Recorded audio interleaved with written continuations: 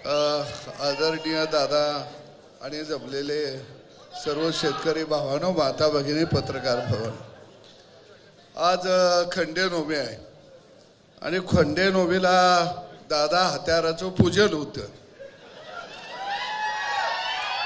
आणि आता ही पूजलेली हत्यार आता आम्ही आड्याला बांधणार नाही. आता हे हत्यार आम्ही हातात घेणार आहे. मी पहिल्यांदा माझे सहकारी गोपीचंद पडळकर यांना वाढदिवसाच्या शुभेच्छा देतो. दादा, संस्कृती हा शब्द राष्ट्रवादीमुळे मला पहिल्यांदा कळला. काय संस्कृती? आणि तिथं आलेले कोण? तिथं आलेले सगळे गुणवंत लोक होते, कलावंत होते, नकलावंत होते, त्याच्या पुढे जाऊन अब्रूवंत होते. किती महान लोक अख्ख्या राज्यातनं झाडून आलेले होते. पडळकरजी अभिनंदन. असलं गडी पहिल्यांदा जिल्ह्यानं बघितलं. दादा, तुमचं अभिनंदन. तुम्ही शांत संयमी व्यक्तिमत्व. तिसरा डोळा तुम्ही पहिल्यांदा उघडला म्हणून तुमचं अभिनंदन. राजाराम बापू हे आमचे आदर्श आहेत. मी बापू बरोबर काम केलंय. मी म्हटलं बी की बापू विषय आमच्या मनामध्ये आदर आहे. पण सांगलीला जी सभा झाली, ती जर सभा बघितली तर काय परिस्थिती होती? मी जयंत पाटलांना साधी गोष्ट विचारतो. आम्ही बापूवर काम केलंय. बापूनी माणसं कोण कोण उभा केली? पंडितराव जाधव, नानासाहेब सगरे, इकडं संभाजी अप्पा, प्राध्यापक शरद पाटील, अजितराव घोरपडे, अशा अनेक माणसं, व्यंकप्पा पत्के, किती माणसं उभा केली. आणि नुसती माणसं उभा केली नाही तर त्या माणसांना ताकद दिली. आणि तुम्ही किती महान काम केलं.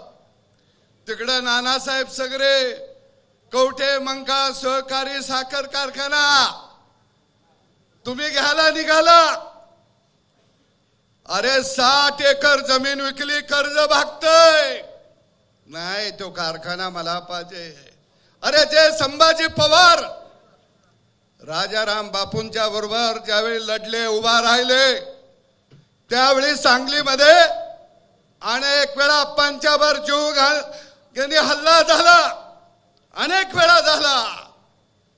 त्या अप्पाने तुम्हाने बापू नंतर खांद्यावरनं सांगलीत आणलं. तुम्ही काय केलं? सूर्योदय हाणला. अरे जतचा साखर कारखाना तुम्ही हाणला. मग आता तुम्ही लुटारू आहात हे आम्ही म्हणलं तर तुम्हाला वाईट वाटेल. पण मी या ठिकाणी दादा तुम्हाला खरं सांगतो, संभाजी अप्पा, मी त्यांच्या बरोबर काम केलं. मी मंत्री झाले, अप्पाला भेटायला गेलो. त्यावेळी अप्पा दर्शन घेतले, हंबरडा फोडला आणि म्हणले, देवा भाऊंना सांगा हा कारखाना मी लय कष्टाने उभा केलाय. हा कारखाना माझा हिने कशात घातलाय. हंबरडा फोडला. अरे अप्पाच्या डोळ्यात शेवटच्या क्षणापर्यंत पाणी होतं. शेवटच्या क्षणापर्यंत त्या अप्पाचा तळतळाट तुम्हाला लागल्याशिवाय राहणार नाही. तुम्हाला सांगतो. अरे दादा, इकडं अण्णासाहेब डांगे जनता सहकारी साखर कारखाना नाही होऊ दिला. तिथं दुसरी शाखा काढली. एनडी पाटलांचा कारखाना नाही होऊन दिला. अरे या दादा, वाळवा तालुका हा खरंच क्रांतिकारकांचा तालुका आहे. क्रांतिशह नाना पाटील, क्रांतीवीर नागनाथ अण्णा नाईकवाडी, स्वातंत्र्य सैनिक पांडू मास्तर, स्वातंत्र्य सैनिक बर्डे गुरुजी, तमाशा कलावंत गुलाबराव बोरगावकर, शिक्षण मंत्री कर्मवीर भाऊराव पाटील, लोकशाहीर अण्णाभाऊ साठे, पट्टे बापूराव, किती नाव, पी सावळाराम, किती नाव. पण यांचं एकाचं सुद्धा नाव शिल्लक राहणार नाही. एकाचं सुद्धा दादा स्मारक बांधलं नाही. सत्यजित भाऊ, पेठ नाक्याला दादा राज्याचे कृषी मंत्री होते आणि त्यावेळी आम्ही क्रांतिशह नाना पाटील कृषी महाविद्यालय आणलं. दादा यांचं सरकार आलो ते महाविद्यालय रद्द करायचा प्रयत्न केला. आता आपलं सरकार आलो दादा, परत तुम्ही त्याला निधी दिला का बरं? त्या महाविद्यालयाला नाव कुणाचं? क्रांतिशह नाना पाटील.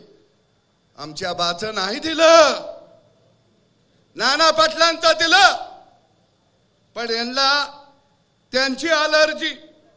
दादा खरं मी तुम्हाला सांगतो, त्या मेळाव्यामध्ये दिलीप पाटील काय बोलले? त्या अमोल कोल्याला म्हणले, कोला, त्याला म्हणले कोल्या मी कुठला आहे? जेनं माझ्या गावात तुझ्या समोर सदाभाऊच्या आईला घोडा लागला म्हणला, त्या गावातला मी आहे. अरे ही तुमची संस्कृती. अरे सदाभाऊच्या आईला घोडा लावायला तुम्ही याल, त्यावेळी माझ्या बापानं 12 बैलाचा नांगराचा फाळ काढून ठेवलाय.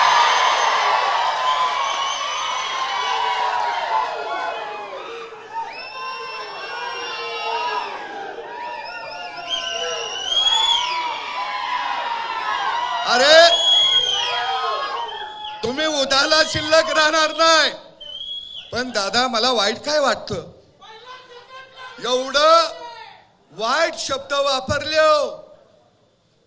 कुठलाही विद्वान बोलला नाही, त्यांची जीभ घसारली नाही बोलला. सतोभाऊ आम्ही बोललो की मग म्हणते ती आमची जीभ घसारली आणि त्यांच्या जिभा साखरेत आणि तुपात घोळल्या त्या का? अरे रयत समाज, गावगाड्यातला समाज, त्यांच्या आया बहिणींचा विषय तुम्ही जर असं बोलणार असाल तर प्रस्थापितांनो याद राखा, तुमचं वाड पाडायला देवाभाऊ नावाच्या माणसाचा जन्म झालाय आणि आम्ही त्याच्या बरोबर आहोत. आम्ही आहोत. चंद्रकांत दादा गिरणी कामगाराचं पोरग मंत्री झालं.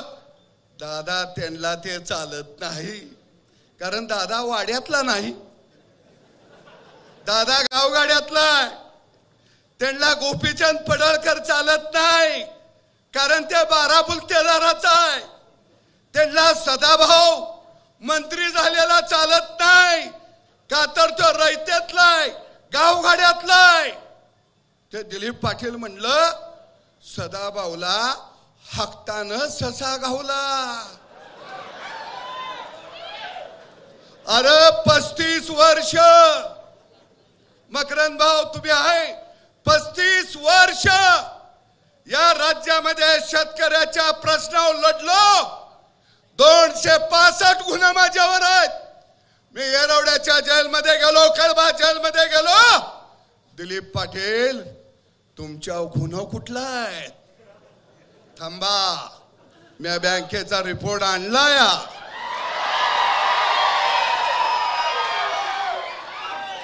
तुमच्या गुन्हा कुठला? अरे मी माड्यामध्ये जाऊन उभा राहिलो, 5 लाख मत या फाटक्या माणसाला सोलापूर जिल्ह्यात मिळाले. तुम्ही जरा जिल्हा परिषदला उभा राहिलाय का? कवा दरबारात उभा राहिल्यामुळे तुम्हाला बँक कारखाना डायरेक्टर असली पद मिळाली आणि मला म्हणे तुम्हाला हक्कानं ससा गावला. अरे त्याला मग रानात जायला लागतं. कमोडवर बसल्यावर ससा नाही गावत.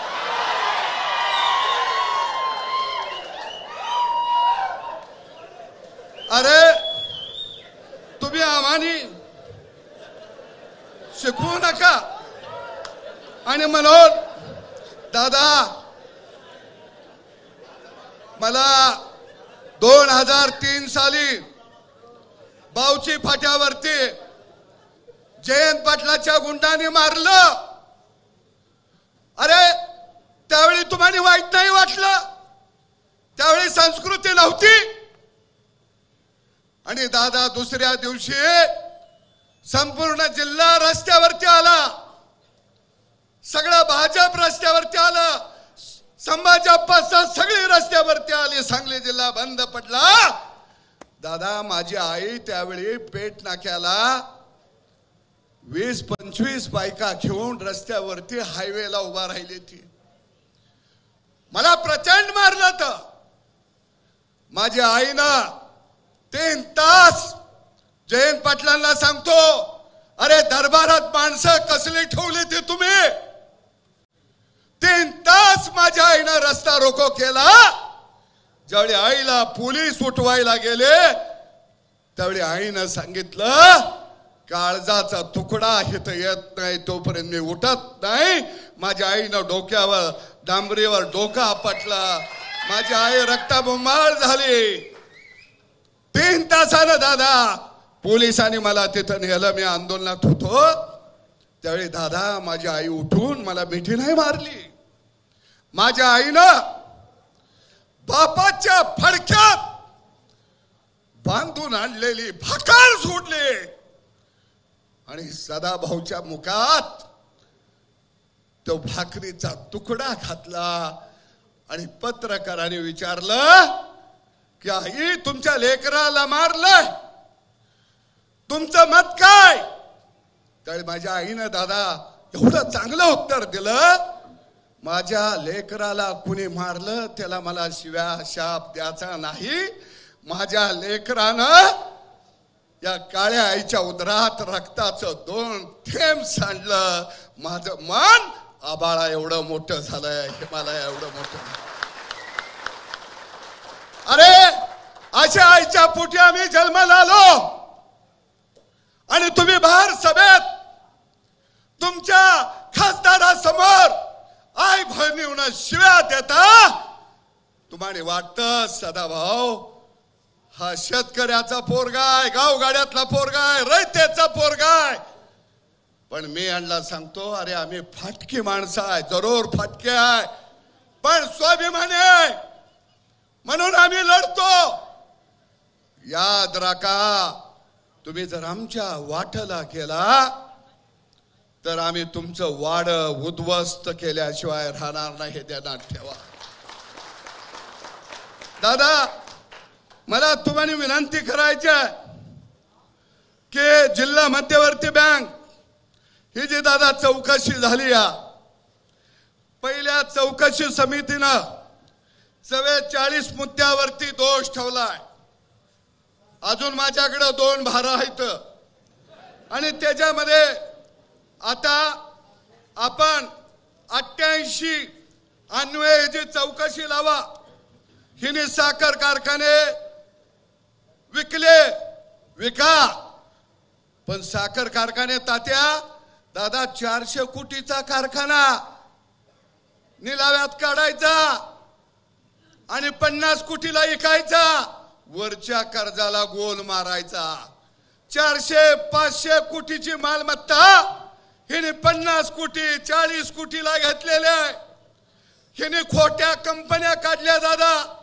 त्या कंपन्यांच्या वरती कर्ज दाखवली. हिने खोट्या कोऑपरेटिव्ह संस्था काढल्या, त्याच्यावर कर्ज दाखवली. जी कंपनी नोकर भरतीला सक्षम नव्हती, काळ्या यादीत होती, त्या कंपनीकडनं नोकर भरती केले.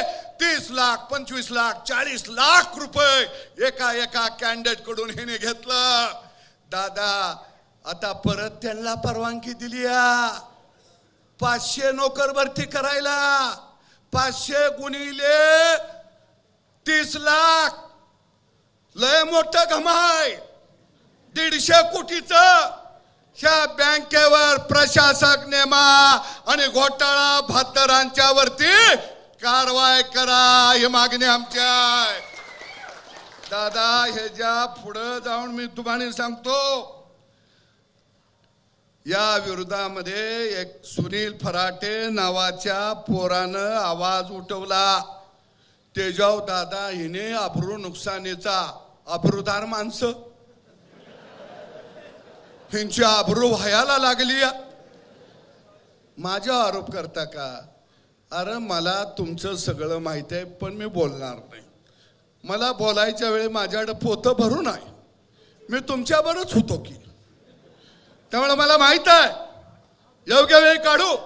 दादा त्या माणसावरती 50 कोटीचा दावा दाखल केला. 50 कोटी. अरे त्याच्या किडन्या ऐकल्या तरी एवढा पैसा येणार नाही. 50 कोटीचा.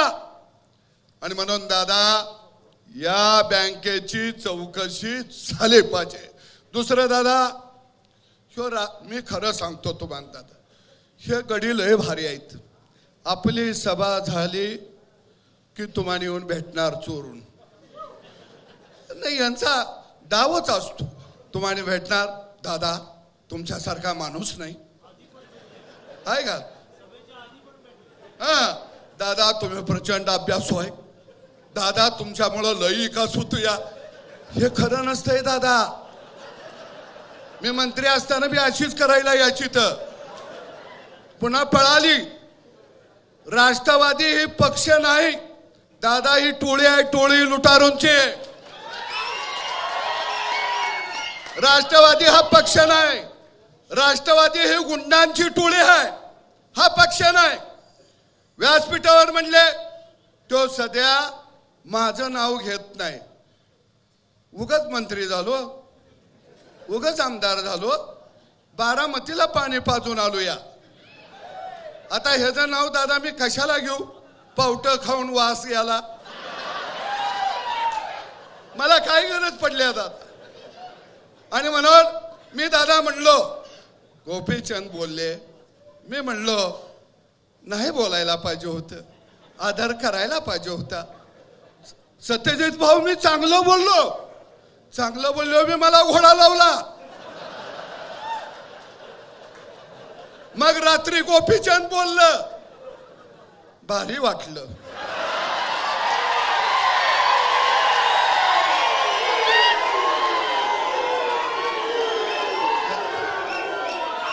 दादा तुम्ही जरा आम्हाने मोकळं सोडा. आम्ही भेदभीत अजिबात नाही. फक्त अरे देवा भाऊ त्या सभेत काय बोलता तुम्ही? काय बोलल्या? किती बोलता? का बोलता? कारण देवा भाऊ हा तुमचा कर्दन काळ आहे. अरे देवा भाऊ हा सर्वसामान्य माणसाचा नेता आहे. देवा भाऊ हा गावगाड्याचा नेता आहे.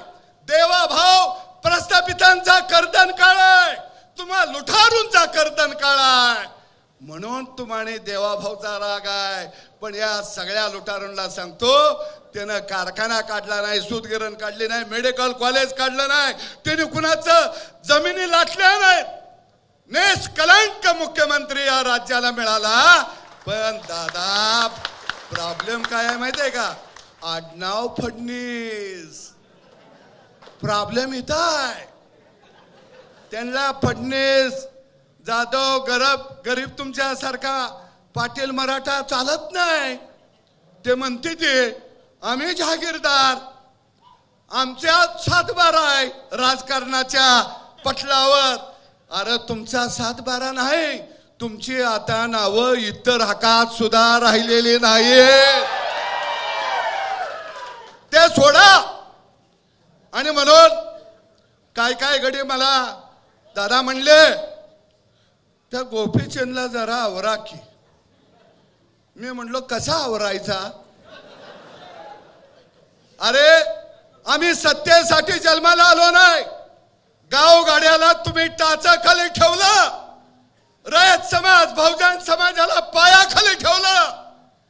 म्हणून आमचा जन्म झाला. आणि म्हणून दादा मी तुमचं अभिनंदन करतो.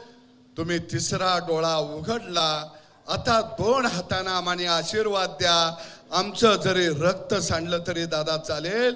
कारण आम्ही म्हणेन ज्या परिवारामध्ये आम्ही जन्माला आलो तो परिवार आमच्याशी सह्याद्रीप्रमाणे राहिला.